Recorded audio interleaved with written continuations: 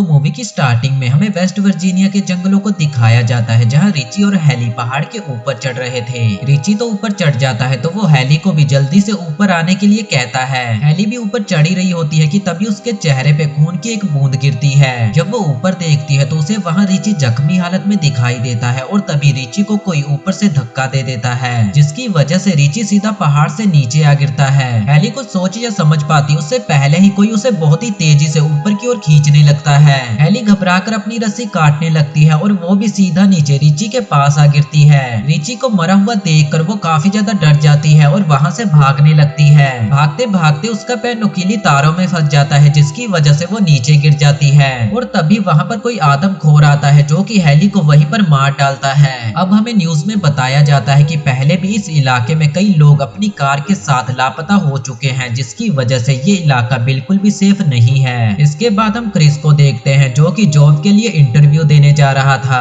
लेकिन रास्ते में उसको काफी ज्यादा ट्रैफिक मिलता है तो वो जंगल के रास्ते आगे बढ़ने लगता है। जब वो जंगल के रास्ते से होकर गुजर रहा था तो उसे वहाँ बहुत सारी लावारिस गाड़ियां दिखाई देती हैं। वहीं पर उसको एक गैस स्टेशन दिखाई देता है जहाँ वो एक आदमी से आगे का रास्ता पूछने लगता है, लेकिन वो आदमी क्रिस को कुछ भी नहीं बताता। तभी क्रिस की नजर वही दीवार पे लगे नक्शे पर पड़ती है जिसमें उसको शहर पहुंचने के लिए एक कच्चे रास्ते के बारे में पता चलता है। अब क्रिस अपनी कार लेकर उस रास्ते की ओर निकल पड़ता है। वो घने जंगलों से होकर गुजर रहा था कि तभी उसको सामने दो रास्ते दिखाई देते हैं। एक रास्ता जो कि शहर पहुंचने के लिए शॉर्टकट था, तो रिची उस रास्ते की ओर अपनी कार को आगे बढ़ा लेता है। उस रास्ते से आगे बढ़ते हुए क्रिस की नजर वहीं पर एक मरे हुए हिरन पे पड़ती है। वो उस मरे हुए हिरन को देख ही रहा था कि तभी उसकी कार सामने खड़ी एक दूसरी कार से टकरा जाती है। वो कार पहले से ही रोड के बीच में खड़ी थी तो क्रिस उन लोगों से पूछता है कि तुम लोगों ने अपनी कार को रोड के बीच में क्यों खड़ा किया है। तो जैसी बताती है कि किसी ने रास्ते के बीच में कटीली तारें बिछाई हुई थी, जिसकी वजह से हमारी कार का टायर फट गया। और यहाँ इन सभी को ये समझ आ जाता है कि ये कोई एक्सीडेंट नहीं है बल्कि कोई इन्हें जानबूझकर यहाँ पर फंसा रहा है। इसके बाद ये सभी लोग मदद मांगने के लिए पैदल ही आगे बढ़ने लगते हैं, जबकि दो लोग वहीं गाड़ियों के पास रुक जाते हैं। जब ये लोग आगे बढ़ रहे थे तो इन्हें रास्ते के बीच में एक मरा हुआ जानवर दिखाई देता है, जिसे देखकर ऐसा लगता है कि किसी ने उस जानवर को बड़ी ही बेरहमी से मारा है। कुछ दूर और आगे जाने के बाद इन्हें जंगल में कुछ गाड़ियों के टायर जलते हुए दिखाई देते हैं। इधर फ्रेंसी और इवान जो कि गाड़ियों के पास रुके हुए थे, उन्हें झाड़ियों के अंदर से कुछ अजीबोगरीब आवाजें सुनाई देती हैं। इवान वहां देखने के लिए जंगल के अंदर चला जाता है, पर काफी देर हो जाने के बाद भी जब इवान वापस नहीं आता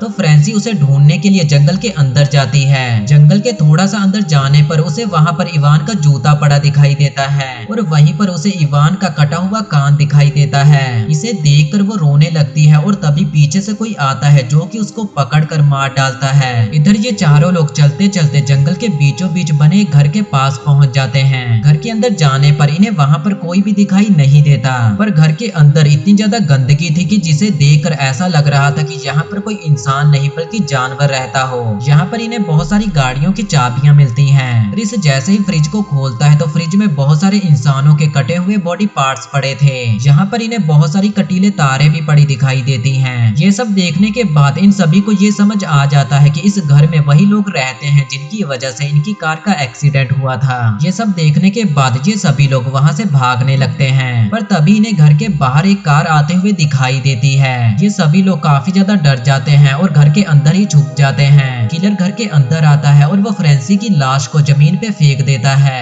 इधर ये सभी लोग छुपे फ्रेंसी की डेड बॉडी को देख रहे थे।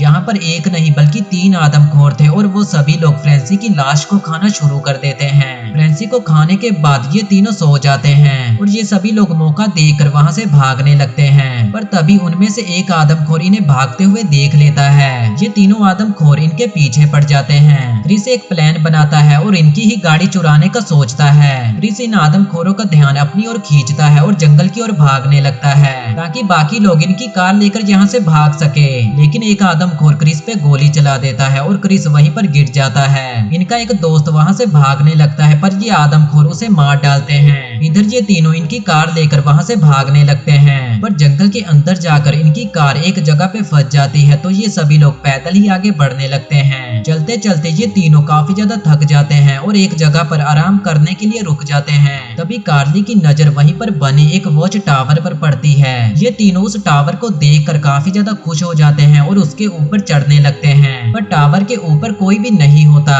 जैसी को वहाँ पर फर्स्ट एड बॉक्स मिलता है और वो क्रिस की मरहम पट्टी करने लगती है। कार्ली को वहीं पर रेडियो दिखाई देता है, वो रेडियो को ऑन करती है और मदद मांगने लगती है, पर सामने से कोई भी रिप्लाई नहीं आता। तभी ये तीनों आदमखोर भी वहाँ पर आ जाते हैं और उस टावर के ऊपर चढ़ने लगते हैं। क्रिस टावर के दरवाजे को मजबूती से बंद कर देता है ताकि ये तीनों आदमखोर अंदर ना आ पाए। उधर रेडियो पर भी रिप्लाई आ जाता है और कार्ली उन्हें अपनी लोकेशन बताने लगती है, पर तभी वो आदमखोर उस रेडियो की वायर को काट देते हैं और टावर को आग लगा देते हैं। जान बचाने के लिए ये तीनों लोग टावर की खिड़की को तोड़ते हैं और पेड़ों के ऊपर कूदने लगते हैं। ये आदमखोर भी उन्हें पकड़ने के लिए पेड़ों के ऊपर चढ़ने लगते हैं और ये तीनों अपनी जान बचाने के लिए एक पेड़ से दूसरे पेड़ के ऊपर जाने लगते हैं, पर एक आदमखोर कार्ली को पकड़ लेता है और उसे वहीं पर मार डालता है। देखते ही देखते सुबह हो जाती है और तभी क्रिस को एक कार की आवाज सुनाई देती है। क्रिस भागकर पुलिस की कार के पास जाता है। जैसे ही पुलिस वाला क्रिस की मदद करने के लिए कार से बाहर निकलता है, तो तभी एक तीर सीधा आकर उसकी आंख पर लगता है, जिसकी वजह से उस पुलिस वाले की वहीं पर मौत हो जाती है। क्रिस उस कार के नीचे छुप जाता है, पर उस आदमखोर को पता था कि क्रिस कार के नीचे छुपा हुआ है। पर जैसे ही आदमखोर कार के नीचे देखता है तो क्रिस वहाँ पर था ही नहीं। इधर घर के अंदर दोनों आदमखोरों ने जैसी को बांधा हुआ था